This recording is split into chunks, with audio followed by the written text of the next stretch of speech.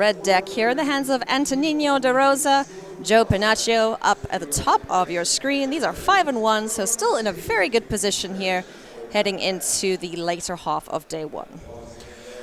For sure. So, Ailey, we've talked about the decks, but the players, too. I really enjoy seeing both Antonino and Joe in the feature match area. These are both old school guys that I played with a lot in the old days. What's the old days here? You got to give us a decade. Well, Antonino is like he was the old days when I started playing in the old days. So he's been around an awfully long time.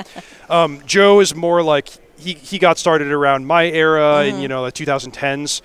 But something really cool that these two players have in common is that they've both represented the United States at the on the world stage. Oh, cool. In big tournaments. So Antonino was national champion in the early 2000s, and Joe was part of the national team, over a decade later. That's really cool. Obviously, Magic has changed in, how it does high-end events. Team events used to be a thing. Actual countries fighting out against each other also was a thing, so plenty of history in Magic to look back at, and cool to see two, as you call them, old school players showing up here to play. We've got some wabbits on the battlefield here. Hopefully some squished rabbits if you're Antonino, but looks like we're just going to get some screaming nemesis going here alongside the hard claw to get that damage going. I like matchups like this that, compared to a lot of other decks we've seen, we covered, is it Cauldron versus Omniscience or, whatever big flashy over-the-top matchups. This is going to be very combat-centric. So mono red, pretty straightforward, trying to attack your opponent's life total as quickly and aggressively as possible. Now, the strength of this Simic deck is going to be its ability to just put a massive amount of power and toughness onto the battlefield very quickly. So I think what we're going to see is Ant coming out ahead, dealing some damage, getting Joe as low as possible, Joe stabilizing the battlefield, and then we'll answer the question of, can Antonino push through with burn spells, flying creatures, screaming nemesis, whatever he has available to him. Yeah, definitely able to put up some big blockers here is Joe. Antonino gonna have to be careful though what he tries to remove and when, because of the Paw Patch Recruit and the Offspring, being able to put counters on stuff when targeted. So now it's a fun way of, how do I get around these creatures? I don't want to have to deal with them, I just want to hit you. Yeah, he also has to sweat his own life total because those Imagos, it's pretty easy for them to unload 6 flying damage per turn. So if Joe feels like he has the luxury to attack, he can put Antonino on like a 2 or 3, perhaps 2 turn clock. And that's actually a pretty good technique. I think a lot of players, when they play this style of matchup, it's, whoa, I'm against mono red, let me pump the brakes, be purely defensive, keep my life total as high as possible. But every once in a while, if you can attack them back and make them worry about expending all their resources aggressively, it can be a situation of the best defense is a good offense. Yeah. And the best removal is player removal. Whoa, okay. Ooh. Triple block on Hired Claw. So this is currently Feisty. A 2-3, able to grow into a 3-4. Up against the 1-3s and the Imagos. It's a good block from Joe because if Ant chooses not to invest any resources, the Hired Claw is just going to trade down against the Paw Patch Recruit. And if Ant wants to do better and kill off one of these Gene Morphs, he has to spend half of his turn with 2 mana there, and still he'll lose the Hired Claw.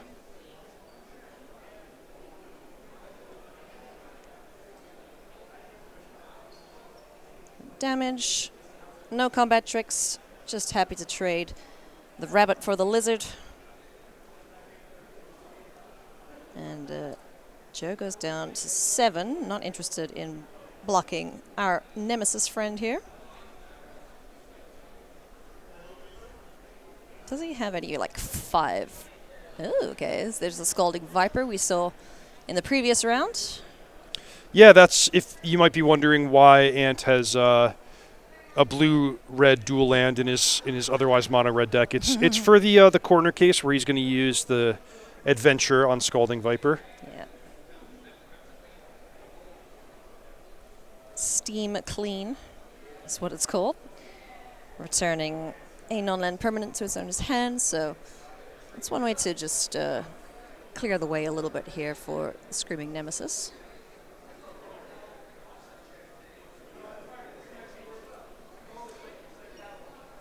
In for 4.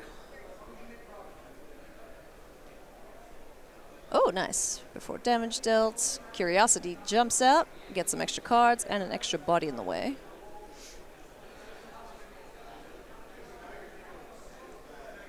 Man, now Joe's just like, all right, chump blockers, please. I don't want to hit this guy for too much, because then you start getting into, like, lightning strike range and that sort of thing. Yeah, it's a great point. The Screaming Nemesis is a bit tricky for the Simic deck that doesn't have a lot of removal, and honestly, some of that removal comes in the form of Bushwhack, which is a fight. Very, very painful way to deal with Screaming Nemesis. Ooh, Tursa. Tursa Light Shatter. I'm going to chuck a couple cards in the bin. Turn things sideways. So in for 6. If the Screaming Nemesis takes damage, it deals that much damage back to the... or anywhere, basically. By the way, that Scalding Viper is on an Adventure. A rabbit token got steam cleaned earlier, so pretty effective use of that corner case to get rid of a problematic token. A rabbit got steam cleaned. Mm-hmm.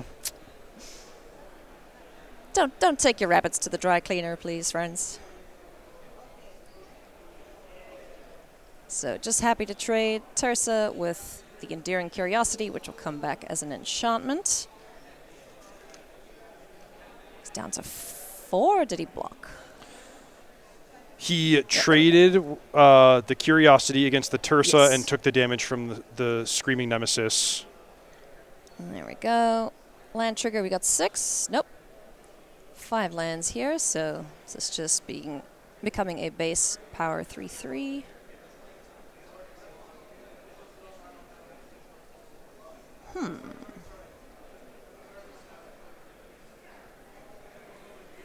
An interesting matchup here. Soulstone Sanctuary gonna get in here alongside the Geomorph for 7.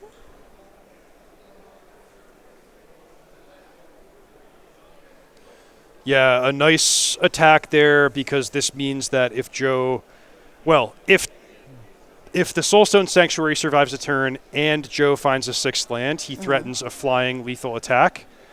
But that Screaming Nemesis quite tricky, as that's guaranteed to deal at least 1 damage, and if there's a lightning strike or a variety of other threats, that's the Nova Hellkite. Oh yeah, there you go, that'll do it. One of the cool art variants thereof, an easy way to kill off a Llanowar Elf. 3 mana, you get a hasty 4/5, and you get to kill things, so can't be mad about that. I mean, 3 mana for 4 damage to a player is a pretty impressive rate already, and then on top of that, getting to kill off a dork and or cast it as a dragon later. It's just a nice card. It's so sweet. You know, the first time I saw that, let's take a look at the sideboards here from our players. The first time I saw the Hellkite, I was so excited for it. I was like, oh man, this is just a great card. You know, it kind of feels like I forget the name of the dragon from Kaladesh. Was he Kaladesh? Kaladesh was the Glorybringer. Yeah, Glorybringer. Mm-hmm. Yeah. Kind of reminiscent of that. I was just like, yeah, it's cheaper. You get to kill a thing and you hit your opponent for 4. What more do you want? So, great to see him make his way into these decks, and rightly so. I think he deserves a spot. Sideboards. All right. So the first card that jumps off the page is Unable to Scream from Joe. That can answer some of those problematic threats that he was not prepared to deal with in Game 1, like Screaming Nemesis. Scavenging Ooze is a nice one against Mono Red, get that life gain. And also, you know, I'll just note that there's 53 creatures between these two decks. So even without any tricky graveyard synergies, like just through the course of a normal game of Magic, creatures are going to attack and block and get killed, and that thing can definitely have some food to work with. What about for Antonino's side of things? Well, it's a good question because it depends on how he wants to approach the matchup. So he could take, he could treat it like a mid-range mirror where he's going to bring in stuff like Case of the Crimson Pulse for the long game staying power. He could value Reach where he says, all right, well, at a certain point I'm not going to be able to attack anymore, so maybe I turn to Sunspine Links to try to get my opponent dead. Or he could just say, you know what, it worked in game one, I'm going to keep my primary game plan intact. Yeah. Because I don't suspect a lot of the mono red players were expecting Simic aggro represented too much here this weekend. Antonino has one of my favorite all-time Magic quotes. Yeah. Which, remember, he was an old-time player, so when I was getting my start, he sat me down. He said, "Reed, listen, Magic is about vision." And that's the way he plays. He's like, I'm not going to follow a script. I'm just going to kind of have an idea in my head of where I want this game to go, and I'm going to make it happen. That's the talent of like an old-time master like Antonino. Nice. Alrighty, friends. If you would like to join us at a future event, please do so. We have one coming up in October. It is going to be SCGCon Houston. We got the regional championship happening there, October 17 to 19.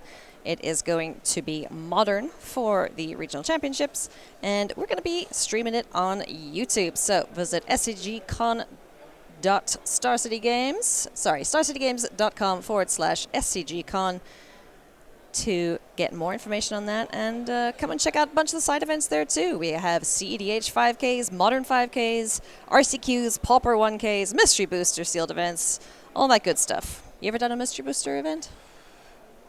You opened a Mystery Booster? I have opened a Mystery Booster. I think that's as far as I've gotten. Maybe I did a Chaos draft that involved one Mystery Booster, something like that. But they're good fun. I mean, there's some cool stuff. And absolutely.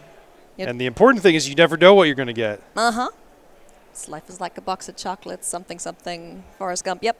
Indeed. Chaos Draft is awesome. And the new pick 2 formats, if you're more into limited, like, it's also great. You just need 3 other friends, get some packs, pick 2 cards, and, have at it. So I like that because I've never been able to get 7 friends. No. 7 friends is just like... It is literally like herding cats. Who am I, Yeah. Who has 7 friends nearby at one time besides at like a Magic Con or whatever, But 3 maybe I could do. Yeah, easy. Alrighty, game 2 underway here. Antonino up a game. Picking up the victory with the Nova Hellkite Frank. Okay, sorry. I must tell you a story about Frank. Frank is a fanatical firebrand, right? I named him Frank. This was the first card I think I probably ever cast when I learned to play Magic online.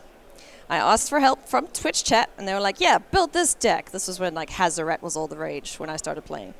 And Frank, the Fanatical Firebrand, is probably the first card I cast, and I love him, and he explodes and blows things up. So, yeah, it's got a special place in my heart, this little monkey.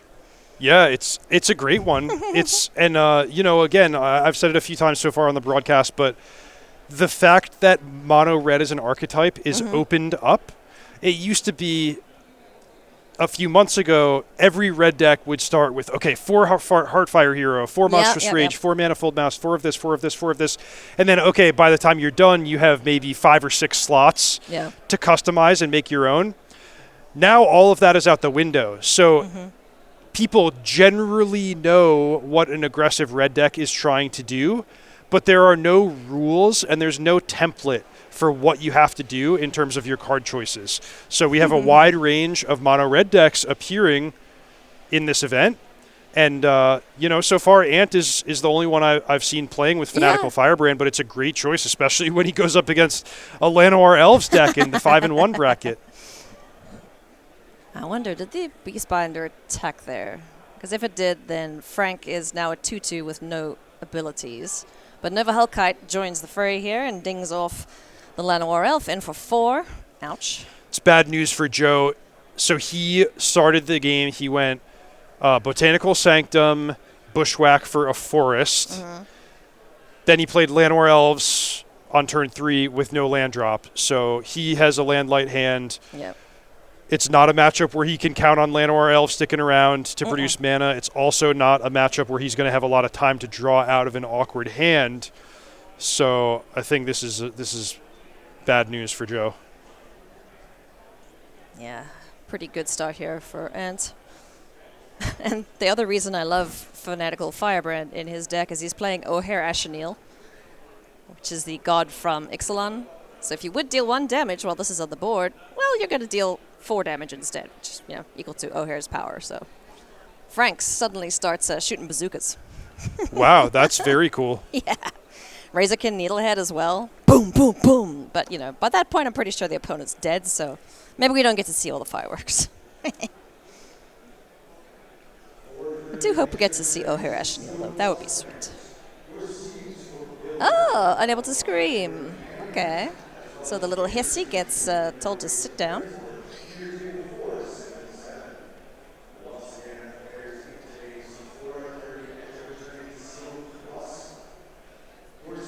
So much just incidental damage in this deck. I love it. So even if he does get a massive board. There you go. Ooh, hello. Yeah, don't worry. A lot of people have to read that guy. And even when you read it, sometimes you get it wrong. Because it's like, it's got a backside too. Nobody knows what that does. It's a land that I don't know what it does, but you can flip it back if you deal a certain amount of damage, I think. But no one cares about the backside. We're just here to deal some damage. Now, is Frank explosive or not? Let's see. I don't think so. I think this is Beastbinder probably got in again. Just to avoid that, but... Ooh, Nova Hellkite.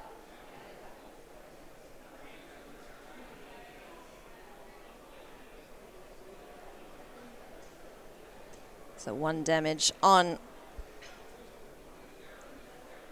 Oh, before attacks, looks like we're going to into the Floodmaw O'Hare.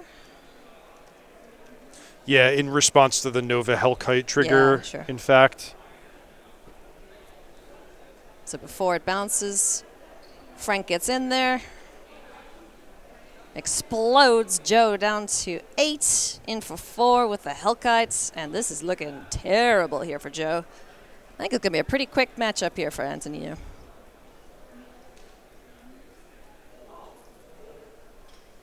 Okay, so Dragon is told to sit for a turn. Sentinel, the name of City, hits the board. Joe is in big trouble. Get a map token alongside the Sentinel. He didn't use the map right away, which does mean we should maybe give him credit for having a 1-mana instant speed play, like another Into the Floodmaw. So 2 blockers, 2 attackers. They're not feeling like themselves currently. And that is gonna do it. Just a good old fireball to the face. Burst lightning, I believe. So GG to Antonino picking up the win there. Just good old burst.